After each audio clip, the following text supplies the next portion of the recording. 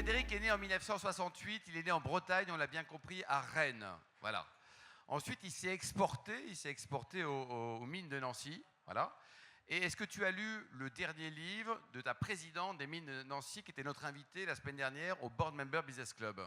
Non, je ne l'ai pas lu, mais je connais la présidente, Anne Lauvergeon. Absolument. Et donc Anne a sorti un excellent bouquin que je vous conseille, à égalité avec celui de Muriel, concernant les déboires de EDF. Et le précédent, qu'on avait dédicacé ici, s'appelle La Promesse, à François Mitterrand. Alors, toi, ta première vie... Entre nous, c'est quand même une des fiertés de la France. J'étais à Choose France hier. Absolument. Et j'ai entendu énormément de bonnes choses sur la France, de gens qui veulent investir dans l'intelligence artificielle, beaucoup de gens. Et une des choses qu'ils mettent en avant, c'est la solidité de la grille, électrique et la puissance nucléaire française, qui est quand même une énergie décarbonée. Donc il faut le souligner. Je suis très admiratif de ce qu'a fait Anne Lauvergeon et EDF sur ces dernières années. Alors ensuite, toi, ton première vie, c'était chez Renault.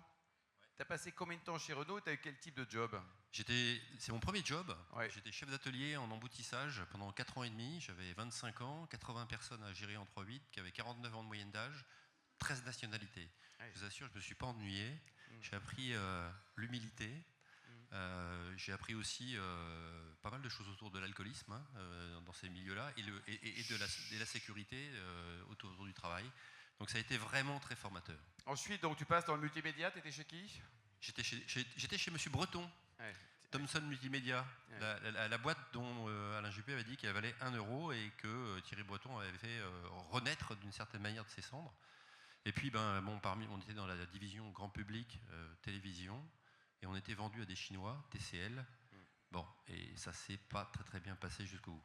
Alors ensuite, depuis 19 ans, tu es chez Amazon, c'est énorme.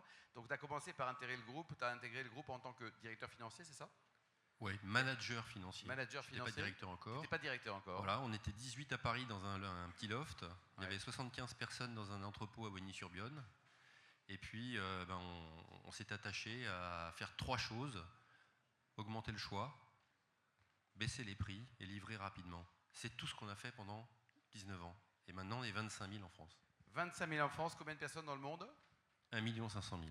1 500 000, quel chiffre d'affaires mondial, on va dire? Alors, on fait 650 milliards d'euros. D'accord. On fait à peu près 60 milliards d'euros de profit. Et donc, c'est une belle boîte. C'est une belle boîte. Donc, c'était créé en 94, c'est ça? C'était créé en 94 par Jeff Bezos, qui a décidé un jour que finalement, sa place de responsable bien payé en M&A sur la côte est des États-Unis, c'était pas ce qu'il voulait faire finalement. Il a pris sa voiture avec sa femme, il a traversé le pays, puis il s'est installé à Seattle dans son garage, il a commencé à vendre des bouquins. Et à ce moment-là, toute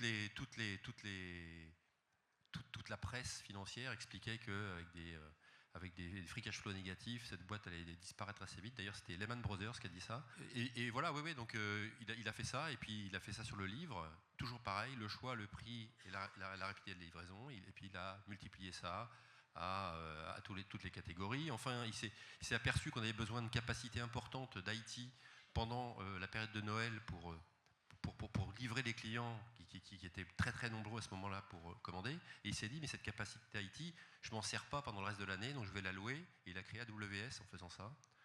Et puis ensuite, on s'est dit, il faut fidéliser, donc on va créer Prime Video. Et Prime Video, c'est donc le service de streaming que vous connaissez. Donc du coup, on a acheté la MGM. Enfin, voilà, je m'arrête là parce que je peux parler assez longtemps. C'est une jolie Donc, Frédéric, société. la France est un pays stratégique avec donc 12 000 collaborateurs, c'est ça? 25 000 collaborateurs. 25 000 collaborateurs, donc il y a 37 sites. 37 sites. Et tu as annoncé des choses cette semaine? Et on a annoncé à Choose France, effectivement, cette semaine, on a annoncé 300 millions d'euros d'investissement et 1500 emplois en plus. On fête cette année donc nos 25 ans en France. 25 milliards d'euros investis en France depuis 2010. 25 000 emplois. Donc ça fait 1000 emplois tous les ans pendant 25 ans, facile. Et on en recrée encore, puisqu'on en annonce 1500 de plus. Mais comment tu fais? Le matin, on se réveille, on dit tiens, je prendrais bien des biscottes. Tu envoies son truc là, et 10 heures après, tu as les biscottes qui sont livrés. Comment ça se passe que... Bon, les biscottes... Oui, je suis d'accord, c'est pas un bon exemple, d'accord. Le dernier bouquin de Muriel Pénicaud. Voilà, le dernier bouquin de Muriel Pénicaud. Voilà. Ouais. C'est simple. Le bouquin, il est à Bretigny-sur-Orge. qui est juste à côté de Paris. Et donc, pour venir chez toi dans Paris, il faut 2 heures, à peine, 1 heure et demie. Et donc, en s'organisant bien, on sait le faire en allant très lentement, en 10 heures et de façon fiable. Donc, en 10 heures, on te le livre. Ouais, parce que le service, c'est quand même exceptionnel, non?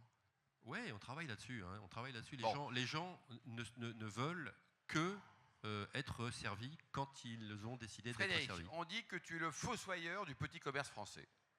Est-ce ça, que tu arrives avec un nouveau costume tout noir, là tu arrives, Voilà. un corbillard, tout ça. Est-ce que tu es fier de ça? Voilà. En Bretagne, on aurait dit je suis l'encou. Non, on n'est pas le fossoyeur du petit commerce français. Hein. Il faut savoir qu'entre 1999 et 2023, le commerce de détail en France, il a fait plus 30% en emploi. Donc l'INSEE explique que c'est très, très clair, le commerce de détail se développe de façon continue en France. En revanche, on est, nous, une opportunité. Il n'y a pas un commerce en France désormais qui ne vend pas sur Internet. Et avec les centres-villes qui sont de plus en plus difficiles d'accès, avec les zones périphériques qu'on a créées autour des villes, hein, avec les enseignes dont on parlait tout à l'heure, eh bien, on a attiré le chaland en dehors des centres-villes. Mais maintenant, avoir une boutique en centre-ville, c'est pas grave. On vend aux clients qui sont là et on vend aussi par Internet à l'ensemble de la population du pays. Et c'est comme ça que, en fait, on a 16 000 entreprises aujourd'hui en France qui vendent par notre intermédiaire, qui vendent bien sûr en France, mais qui exportent aussi à peu près 1 milliard d'euros l'an dernier, et qui s'en sortent grâce à ça. Voilà. Et on peut vraiment concurrencer Amazon un jour ou pas? Ou c'est fini? Non, mais oui, bien sûr qu'on peut concurrencer Amazon. D'ailleurs, il y a des entreprises qui le font aujourd'hui. Hein. Je dois signaler la performance qui est celle de la grande distribution française. Hein. Leclerc, Carrefour, Système U. Mais là, tu le dis parce que tu es poli ou parce que tu le penses vraiment? Non, mais je le pense vraiment. Ils sont vraiment très forts. Ils sont très forts. Et d'ailleurs, par exemple, dans l'alimentaire. Fnac Darty, ils sont bons. On avait le président qui était là il n'y a pas longtemps. Fnac Darty, Enrique Martinez, il est excellent. Ouais, il est très sympa. Voilà, il est très sympa. Donc non, on a des gens, on doit être fiers de notre tissu économique français et du commerce français. On doit être fiers. Et en même temps, nous, on apporte des choses que les autres n'apportent pas. On livre partout en France, dans les campagnes, et les gens nous disent, 95% des gens nous disent, nos clients nous disent, vous êtes utile à ma vie, je trouve des choses chez vous que je ne trouve pas ailleurs. Donc je suis content, moi. Frédéric, le plus beau métier du monde, c'est dirigeant d'Amazon en France ou vétérinaire? Ça m'intrigue. Il m'a dit ça tout à l'heure et il savait que je voulais être vétérinaire. Moi, je voulais être vétérinaire. Je suis un passionné d'ornithologie. J'aime beaucoup les oiseaux. Ah bah tiens, j'ai un très bon bouquin à te conseiller. Ouais, voilà, donc je suis un dingue de ça. Mais tu fais des photos, tout ça? Je fais pas de photos, mais j'aime beaucoup les oiseaux. Donc j'ai le Peterson qui est le bouquin de référence et je reconnais les oiseaux, les petits passereaux, et puis les oiseaux de mer, c'est essentiellement ma spécialité. Mais ouais, voilà. Ouais, non, mais c'est formidable. Et voilà. côté et donc je voulais être véto. Et puis finalement, ma mère m'a dit quand j'étais en terminale, non, tu seras pas véto. Et pourquoi elle a dit ça, maman? Elle a dit, il faut que tu fasses des maths. T'es bon en maths, tu vas faire des maths et tu vas devenir ingénieur. Voilà. Et bon, donc je suis devenu ingénieur. Ouais. Bah, pas trop tard, on ne sait jamais. Tu peux. Non. Et côté vin, avant les questions spontanées, donc c'est Thierry qui va te poser la première question. Toi, tu as un petit coup de cœur pour un château qui est très joli, un château Simone. Ouais, mais le château Simone, la palette en blanc et en rouge, je trouve ça sympa. Et t'as pas à Bordeaux parce que généralement les Bretons ils aiment bien les Bordeaux, non? C'est vrai. Je préfère Bourgogne.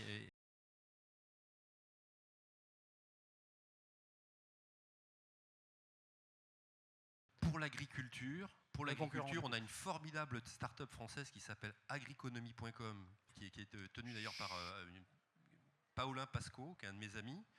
Et il fait un boulot assez incroyable. Et il vous livre des pneus de moissonneuses batteuses. Il vous livre des camions entiers de phosphate et de graines.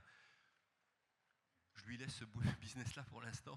Il est très fort et je trouve qu'il a fait un truc incroyable. Est-ce que vous allez le racheter? Mais en revanche, on a une activité qui est B2B, business to business, c'est-à-dire que nous, vous pouvez en tant que business ouvrir un compte Amazon Business et acheter des choses pour votre entreprise. Ça, c'est faisable, absolument. Mais alors, est-ce que tu vends des trucs de jardinage? Parce que ça n'arrange pas du tout, Thierry. Après, c'est Thomas Binet qui a posé une question. Après, c'est Joël aussi, monsieur Huître, là. Oui, Hein? bien sûr qu'on vend des choses de jardinage. On vend tout. Tu vends tout. Donc, tu es concurrent de Thierry, quelque part. Bien sûr. Mais on n'a pas la prescription que Thierry peut donner dans ses magasins. Donc, et ça marche bien en ce moment, le jardinage chez Amazon? Bah oui, là, on voit qu'en ce moment, là, avec les beaux jours qui arrivent, on a effectivement une augmentation un peu plus...